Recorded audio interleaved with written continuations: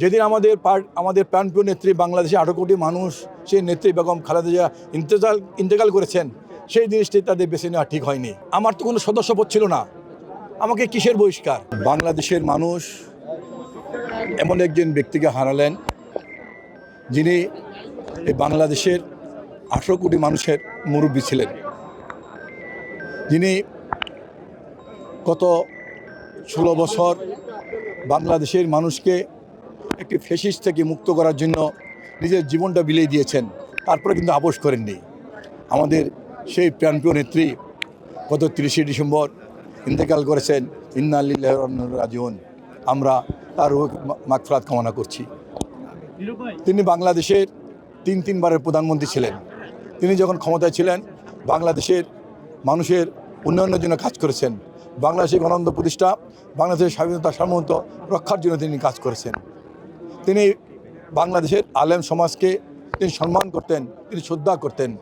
তিনি ইসলামী শিক্ষা বিস্তারের জন্য কাজ করেছেন। বিশেষ করে তিনি কওমি মাদ্রাসার উন্নয়নের জন্য, কওমি মাদ্রাসার শিক্ষার বিস্তারের জন্য কাজ করেছেন।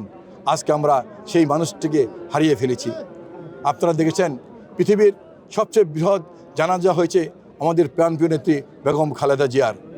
এটা আমরা মনে করি আমাদের জন্য গর্ব, এই জাতির জন্য গর্ব, যে জাতি আজকে শ্রদ্ধা করেছে বেগম খালেদা জিয়াকে। আজকে আমরা তার মৃত্যুর পরে তার সমাধিতে এসেছি ফাতিহা পাঠ করার জন্য, তার জন্য দোয়া করার জন্য। আমার ঢাকা 12 এলাকার প্রতিটা নেতাকর্মী, কয়েক হাজার নেতাকর্মী আজকে এখানে উপস্থিত হয়েছে আমার সাথে আমাদের প্রাণপ্রিয় নেত্রীকে তার কবরের পাশে দাঁড়িয়ে ফাতিহা পাঠ করার জন্য, তাকে শ্রদ্ধা জানানোর জন্য।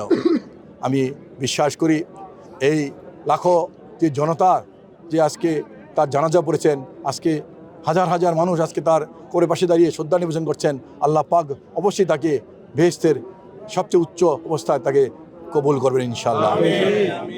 আমি মনে করি পার্টি যে সিদ্ধান্ত দিয়েছে এটা পার্টির একটি নিয়মমাফিক একটি প্রক্রিয়া।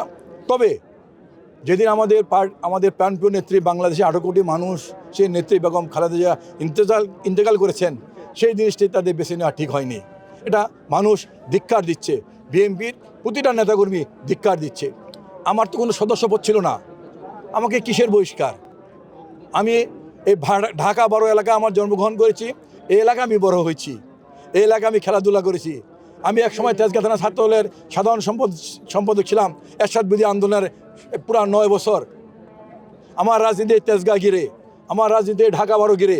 আমার ঢাকা 12 জনগণ আমাকে প্রেশার করে, চাপ দিয়ে আমাকে এই ইলেকশন করতে বাধ্য করছে। আমি মনে করি আমি ঢাকা 12 জনগণের সাথে আমার একটি সামাজিক বন্ধন আছে। যেহেতু এই এলাকায় আমি জন্মগ্রহণ করেছি, এই এলাকায় আমি লেখাপড়া করেছি, এই এলাকায় আমি খেলাধুলা করেছি, তাই আমি বিশ্বাস করি আগামী ফেব্রুয়ারি মাসের 12 তারিখের নির্বাচনে ঢাকা 12 জনগণ আমাকে ভোট দিয়ে জয়যুক্ত করবে ইনশাআল্লাহ।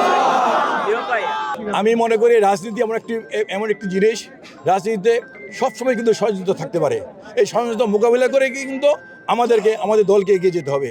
আমি বিশ্বাস করি, আমি শহীদ রাষ্ট্রপতি জিয়া রহমানের আদর্শে বিশ্বাস করে আমি এই দল করি। আমি বেগম খালেদা জিয়ার নেতৃত্বে আস্থাশীল ছিলাম, আমি তারেক রহমানের নেতৃত্বে আস্থাশীল থাকবো।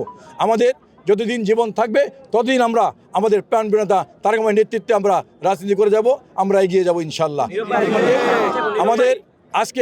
আমাদের প্রাণপ্রিয় নেত্রী বেগম খালেদা জিয়া শাহাদাত বরণ করার পরে যে শূন্যতা পূরণ হয়েছে, আগামী দিনে আমরা তারেক রহমানের নেতৃত্বে আমরা সেই শূন্যতা পূরণ করবো ইনশাআল্লাহ।